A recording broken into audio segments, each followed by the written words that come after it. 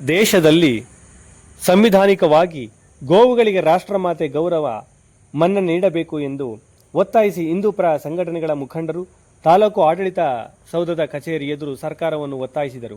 ಪಾಂಡವಪುರ ತಾಲೂಕು ಆಡಳಿತ ಸೌಧದ ಕಚೇರಿ ಎದುರು ಜಮಾವಣೆಗೊಂಡ ಹಿಂದೂಪರ ಸಂಘಟನೆಗಳ ಕಾರ್ಯಕರ್ತರು ಭಾರತೀಯ ಸಂವಿಧಾನದ 48 ಮತ್ತು 51A(G) ವಿಧಿಗಳ ಆಶಯದಂತೆ ಅಖಿಲ ಭಾರತ ವೇದ ಲಕ್ಷಣ ಗೋವಂಶಕ್ಕೆ ರಾಷ್ಟ್ರಮಾತೆ ಸಾಂವಿಧಾನಿಕ ಸ್ಥಾನಮಾನ ನೀಡುವ ಜೊತೆಗೆ ಕೇಂದ್ರ ಗೋಸೇವಾ ಸಚಿವಾಲಯ ಸ್ಥಾಪನೆ ಮಾಡಿ ಏಕೀಕೃತ ಕೇಂದ್ರ ಕಾನೂನು ರೂಪಿಸಬೇಕು.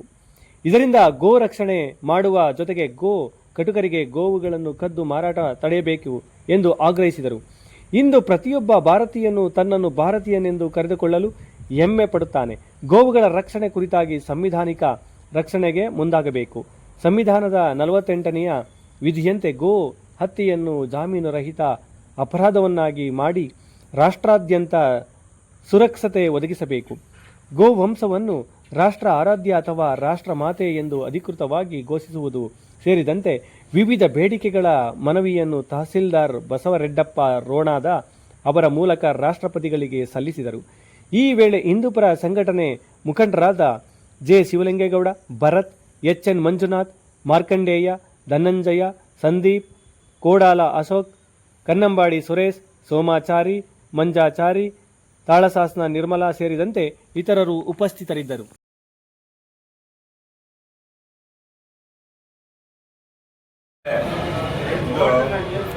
ನಮ್ಮ ಭಾರತ ದೇಶದಾದ್ಯಂತ ಸುಮಾರು 5,000ಕ್ಕೂ ಹೆಚ್ಚು ತಹಸೀಲ್ದಾರ್ಗಳಿಗೆ ಒಂದೇ ಟೈಮಲ್ಲಿ ಗೋಮಾತೆಗೆ ಸಲ್ಲಬೇಕಾದಂತಹ ಸೂಕ್ತ ಸ್ಥಾನಮಾನವನ್ನು ಅದೀಗ ಗೋಮಾತೆಗೆ ಕೊಡಲೇಬೇಕು ಅನ್ನೋಂಥ ವಿಷಯದ ಆಗ್ರಹನ ಇಟ್ಕೊಂಡು ನಾವೆಲ್ಲ ಸಂಘದ ಕಾರ್ಯಕರ್ತರು ತಹಸೀಲ್ದಾರರಿಗೆ ಮನವಿನ ಸಲ್ಲಿಸಿದ್ವಿ.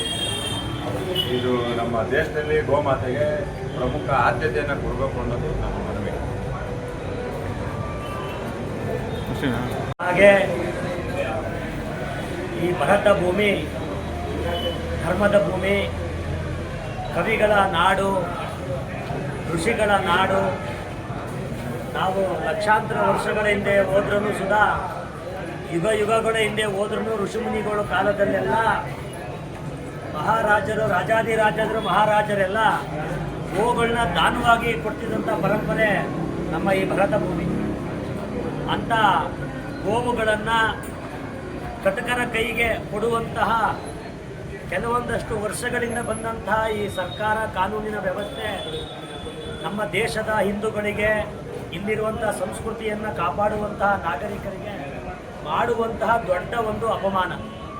ಆದ್ದರಿಂದ ಗೋ ಸಂತತಿ ಉಳಿದರೆ ಮಾನವ ಸಂತತಿ ಉಳಿದೇನೋ ಅಷ್ಟು ಮಟ್ಟಿಗೆ ಇಡೀ ದೇಶದಲ್ಲಿ, ಇಡೀ ಪ್ರಪಂಚದಲ್ಲಿ, ಅದರಲ್ಲೂ ಪ್ರಾಮುಖ್ಯವಾಗಿ ನಮ್ಮ ಭಾರತ ದೇಶದಲ್ಲಿ ತಾಯಿ ಎದೆ ಹಾಲನ್ನು ಮಕ್ಕಳು 1 ವರ್ಷಗಳ ಕಾಲ ಕುಡಿದ್ರೆ ಇನ್ನು ಅವರು ಜೀವನ ಪರ್ಯಂತ ಅವರ ಜೀವ ಇರೋ ತನಕ ಗೋಮಾತೆ ಹಾಲನ್ನು ನಾವು ಕುಡಿತೀವಿ. ನಾವು ಹೆತ್ತ ತಾಯಿಗೆ ಎಷ್ಟು ಮಾನ್ಯತೆಯನ್ನು, ಗೌರವವನ್ನು ಕೊಡ್ತೀವೋ ಅದೇ ರೀತಿ ಆ ಗೋ ಸಂತತಿಯ ಗೋಮಾತೆಗೂ ಅಷ್ಟೇ ಗೌರವವನ್ನು, ತಾಯಿ ಸ್ವರೂಪಿಯನ್ನು ನಾವು ನೋಡ್ತೀವಿ. ಆದರೆ ಇವತ್ತೇನಾಗಿದೆ ಅಂದರೆ ಇಡೀ ದೇಶದಲ್ಲಿ ಈ ಗೋಸಂತತಿಯಿಂದ ನಾಶ ಮಾಡಬೇಕು ಅಂತ ಒಂದು ಕಟುಕರ ಸಂಘ ಉತ್ಪಾದನೆಯಾಗಿದೆ. ಆ ಸಂಘ ಸಂಸ್ಥೆಗಳಿಗೆಲ್ಲ ಕೆಲವೊಂದಷ್ಟು ರಾಜಕಾರಣಿಗಳು ವೋಟ್ ಬ್ಯಾಂಕ್ ರಾಜಕಾರಣಕ್ಕೋಸ್ಕರ ಆ ತುಷ್ಟೀಕರಣವನ್ನು ಮಾಡ್ಕೊಂಡು ಬಂದಿದ್ದಾರೆ. ಆದರೆ ನಾವು ಸಾಕಷ್ಟು ವರ್ಷಗಳಿಂದ ಇದನ್ನೆಲ್ಲ ಗಮನಿಸ್ತಾ ಇದ್ದೀವಿ. ಇನ್ನು ಮುಂದೆ ಆದರೂ, ಯಾಕಂದರೆ ಮೊದಲೇ ಹೇಳಿದಾಗೆ ಗೋ ಸಂತತಿ ಉಳಿದ್ರೆ ನಮ್ಮನ್ನೆಲ್ಲ ಉಳಿಯೋದು. ರೈತನಿಗೆ ಮುಖ್ಯವಾಗಿ ಬೇಕಾಗಿರುವುದು ಗೋವೇ. ನೀವು ಯಾವುದೇ ಫರ್ಟಿಲೈಸರ್ ಹಾಕ್ಬೋದು, ಯಾವುದೇ ಆರ್ಗ್ಯಾನಿಕ್ ಹಾಕ್ಬೋದು, ಒರಿಜಿನಲ್ ಆರ್ಗ್ಯಾನಿಕ್ ಏನಿದೆ ಅದು ಗೋನ ಸಗಣಿ ಗಂಜಲಿಂದನೇ ಬರುವಂಥದ್ದು. ಮತ್ತು ಅದಿದ್ದರೆ ಆರೋಗ್ಯವೂ ಚೆನ್ನಾಗಿರುತ್ತೆ ಅನ್ನೋ ಕಾರಣದಿಂದ ಗೋ ಸಂತತಿಯನ್ನು ನಾವು ಕಾಪಾಡ್ಕೊಂಡು ಬಂದಿದ್ದೀವಿ.